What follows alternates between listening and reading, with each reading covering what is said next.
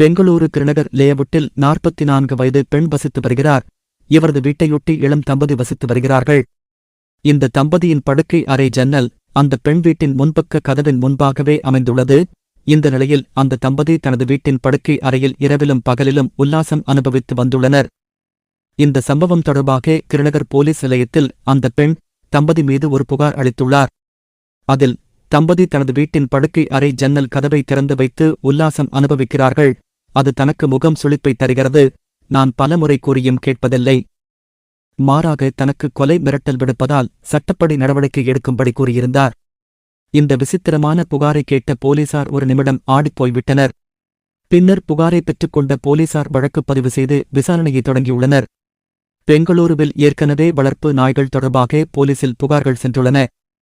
மேலும் பக்கத்து வீட்டுக்காரர் வளர்க்கும் கோழியால் பிரச்சினை என போலீசில் புகார் கொடுத்த சம்பவமும் அரங்கேறியுள்ளது.